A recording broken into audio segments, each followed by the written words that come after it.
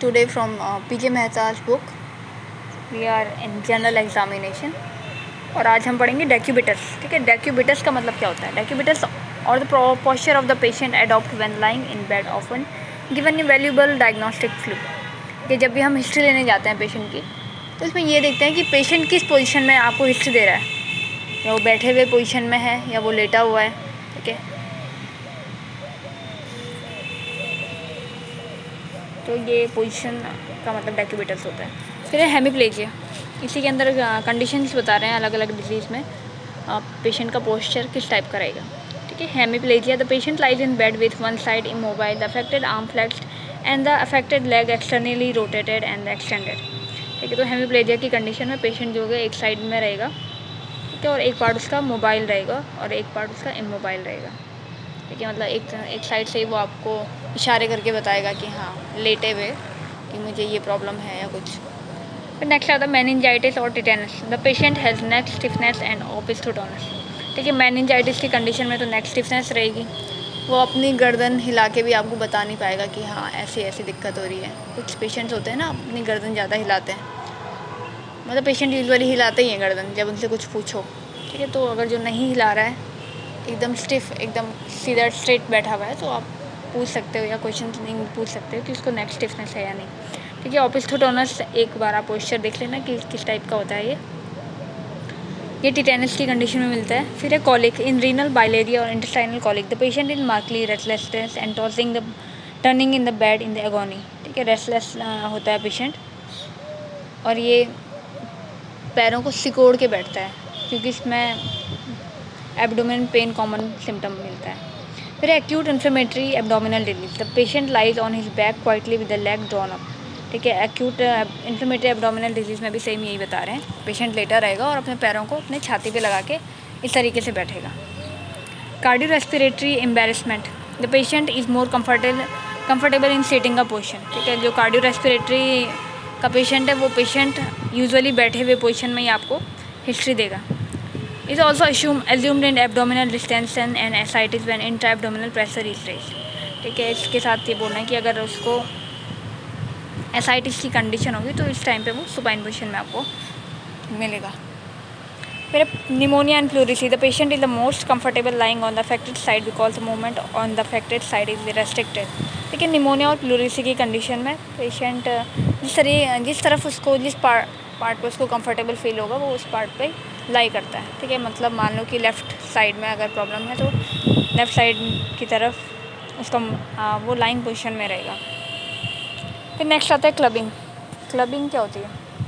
ठीक है, क्लबिंग हम देखते हैं फिंगर्स में, ये यूजुअली रेस्पिरेटरी डिसऑर्डर में मिलता है, तो क्लबिंग के बारे में देखते हैं। Clubbing is the bulbous enlargement of the soft part of the terminal phalanges with both transverse and longitudinal curving of the nail.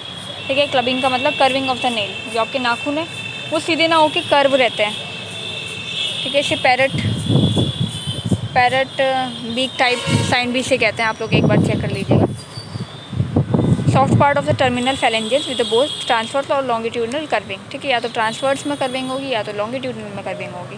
The swelling of the terminal phalanges occur due to the interstitial edema and the dilation of the arterioles and the capillaries.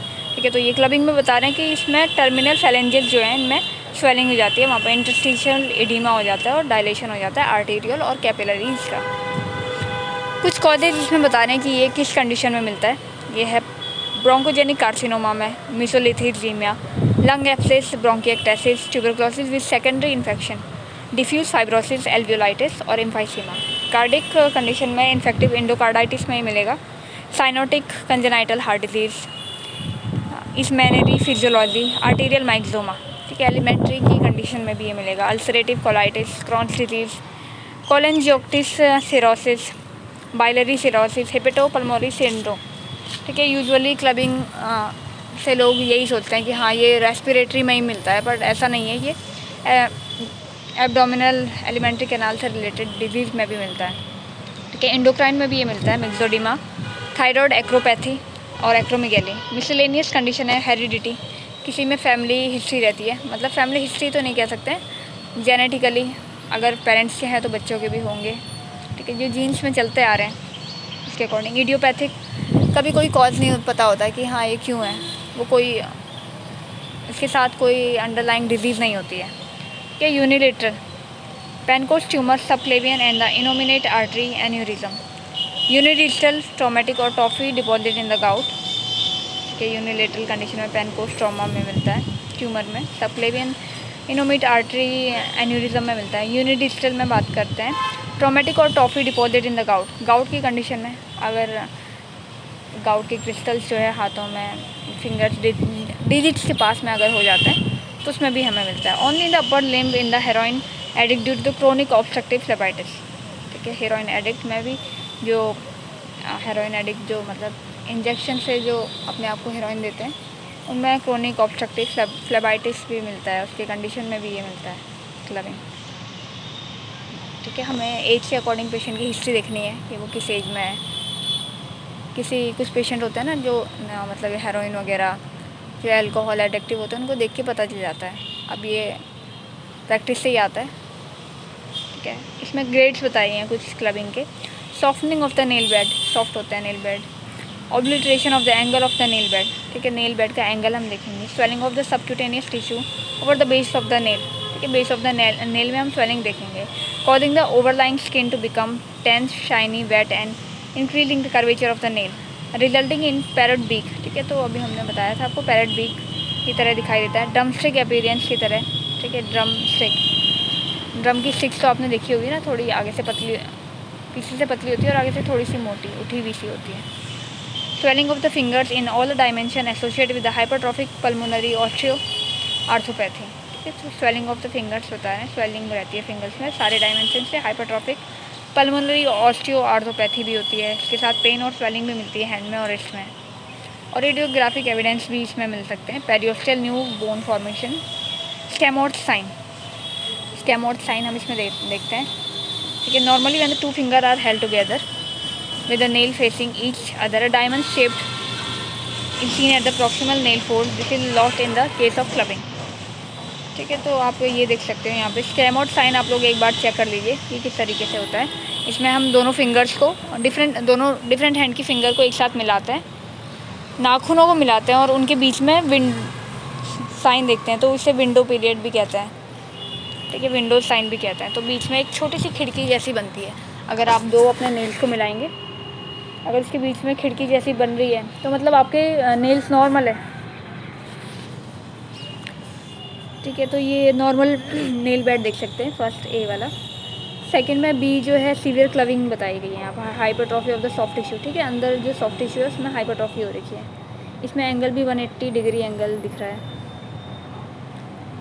ठीक है, ये clubbing grade parrot B के appearance आप देख सकते हो उस वाली इमेज में। यहाँ पे ये स्पेस है, स्कैमोट साइन। ठीक है, स्पेस जो बीच में दिख रही है ये वाली, इसे विंडोज साइन कहते हैं। और स्कैमोट साइन अगर उसमें पॉजिटिव मिलेगा, जिसे जो भी अभी हमने डिजीज़ पढ़ी थी रेस्पिरेटरी, कार्डियक, एलिमेंट्री कैनाल से रिलेटेड। ठीक है, तो वो condition. The exact mechanism is not known. ठीक है, तो ये बोल रहे हैं कि ये हो क्यों जाता है, एग्जैक्ट मैकेनिज्म किसी को नहीं पता है कि क्या है ये। It is believe that stimulus for clubbing is hypoxia. ठीक है, कुछ हाइपोथेसिस है लोगों की। The stimulus for clubbing is hypoxia. ठीक है, क्लबिंग अगर जिसमें मिल रहा है तो उनमें हाइपोक्सिया कंडीशन कॉमनली मिलती है। Hypoxia leads to opening of deep arteriovenous fistula which increase the blood supply of the finger and toes causing it hypotrophy. ठीक है, तो ये बोलना है हाइपोक्सिया अगर जिसमें कॉमनली मिलता है तो उनमें डीप आर्टेरियस फिस्टुलास बन जाते हैं, जिसकी वजह से फिंगर्स में ब्लड सप्लाई इंक्रीज़ हो जाती है और इस वजह से टोज की हाइपरट्रॉफी हो जाती है। ठीक है, कुछ अदर हाइपोथेसिस भी इसमें बता रहे हैं। मैंने reduce ferritin intravenous blood escape oxidation in the lung, जब फेरेटिन इंट्रावेनस ब्लड में कम होने लगता है। ठीक है, इसकी वजह से भी डायलेशन बता रहे हैं, arteriovenous anastomosis, hypertrophy of the terminal phalanx resulting in clubbing, platelet derived growth factor causing vasodilation. ठीक है, प्लेटलेट डिराइव ग्रोथ फैक्टर की अगर कमी है तो उसकी वजह से भी वैसोडाइलेशन हो जाता है। शूडो क्लबिंग भी होता है। इन हाइपर पैराथायरॉयडिज्म और लेप्रोसी एक्सेसिव बोन रीएब्जॉर्प्शन में result in disappearance of the terminal phalanges. ये तो हाइपर पैराथायरॉयडिज्म में और लेप्रोसी की कंडीशन में बता रहे हैं कि एक्सेसिव बोन रीएब्जॉर्प्शन होता है, इसकी वजह से terminal phalanges, disappearance of the terminal phalanges. ठीक है, with telescoping of the soft tissue and drum stick appearance इसमें मिलता है आपको लेप्रोसी और हाइपरपैराथायरॉइडिज्म की कंडीशन में। ठीक है, ड्रम स्टिक अपीयरेंस दूसरा कलर करेंगे। फिर आता है साइनोसिस। साइनोसिस है bluish discolouration of skin, any part of the skin. Bluish discolouration हो जाता है नेल्स का, यहाँ पे ये नेल से रिलेटेड ले रहे हैं। Due to increase amount of the reduced haemoglobin more than 5 mg/cl capillary blood. यहाँ पे साइनोसिस के टाइप्स बता रहे हैं। Central cyanosis, periphery cyanosis, cyanosis due to the abnormal pigment और मिक्स्ड। मैकेनिज्म बता रहे हैं, सेंट्रल और पेरिफेरल में डिफरेंस बता रहे हैं। डिमिनिश्ड आर्टीरियल ऑक्सीजन सैचुरेशन, ठीक है, आर्टीरियल ऑक्सीजन सैचुरेशन कम हो जाता है। पेरिफेरल में flow of blood to the local part, ठीक है, जो local part of the blood है, पेरिफेरी में जो ब्लड जाना था वहाँ पे नहीं जाके डिमिनिश हो जा रहा है, कम हो रहा है। साइड बता रहे हैं, सेंट्रल साइनोसिस स्किन में मिलती है, म्यूकस मेम्ब्रेन में, टंग में, लिप्स में, चिक्स में, ठीक है। और पेरिफेरी वाली जो है ये स्किन में कहीं पर भी मिल सकती है। Temperature of the limb warm है सेंट्रल में और पेरिफेरी में कोल्ड है। Clubbing and polycythaemia usually associated, ठीक है। सेंट्रल साइनोसिस में यूजुअली क्लबिंग मिलती है और पॉलीसाइथेमिया भी मिलता है, पर पेरिफेरी में ऐसा कुछ नहीं है।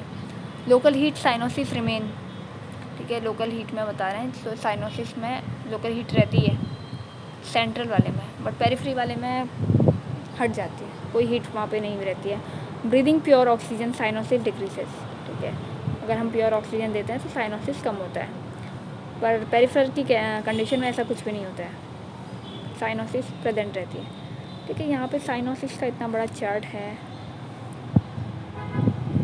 इसे पढ़ लेते हैं। साइनोसिस किस किस में मिल सकती है? वार्म एक्सट्रीमिटीज, टंग ऑल्सो साइनोस्ड, ठीक है।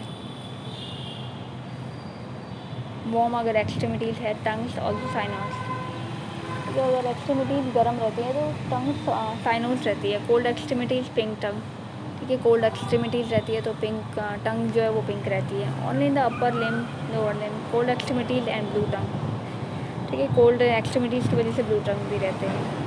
वार्म एक्सट्रीमिटीज़ टंग आर साइनोस्ड, ये सेंट्रल में मिलता है, सेपरेट फ्लो चार्ट बना हुआ है तो हम देख लेंगे। कोल्ड एक्सट्रीमिटीज़ पिंक टंग, पेरिफेरी लो बीपी रहेगा या तो नॉर्मल बीपी रहेगा, ठीक है। लो बीपी की condition, cold exposure, thrombophlebitis, diarrhoea, vomiting, haemorrhage. लो बीपी की कंडीशन भी बता रहे हैं कि लो बीपी किस कंडीशन में रहेगा, या तो कोल्ड एक्सपोजर में पेशेंट है या तो उसको थ्रोम्बोफ्लेबाइटिस है, ठीक है, और डायरिया, वॉमिटिंग या हेमोरेज हो रहा है, प्रिकॉर्डियल पेन और perspiration, hypovolemic shock, myocardial infarction और कार्डियोजेनिक शॉक में लो बीपी हो सकता है। इसकी वजह से कोल्ड टंग, कोल्ड एक्सट्रीमिटीज़ और पिंक टंग मिल सकती है। फिर normal BP, local arterial constriction, plethoric face, Raynaud's disease और पॉलीसाइथेमिया। साइनोसिस सिर्फ अपर लिम्ब और लोअर लिम्ब में मिलता है, तो इसमें डिफरेंशियल बता रहे हैं। अपर लिम्ब में क्यों मिलता है cyanosis? PDA with transposition of great arterial with reverse of the sun, फिर ductal coarctation of the arteries. Lower limb में PDA with reversal of the shunt, ठीक है, cold extremities and blue tongue. ये condition mixed है, sudden dyspnoea, frothy, progressive dyspnoea में मिलता है। Central cyanosis, giddiness, no cardio respiratory sign और effect of oxygen, ठीक है। तो यहाँ पे सेंट्रल साइनोसिस की बात करेंगे, मिल रही है अगर कहीं, तो एक जगह है गिडीनेस, कार्डियो रेस्पिरेटरी साइन कुछ भी नहीं मिल रहा है, पर एक जगह पे ऑक्सीजन अफेक्ट कर रहा है।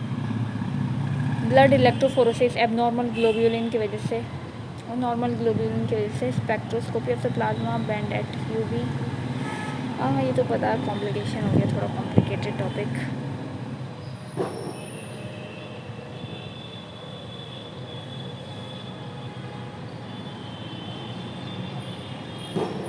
ठीक है, कुछ के मैकेनिज्म बता रहे हैं यहाँ पे,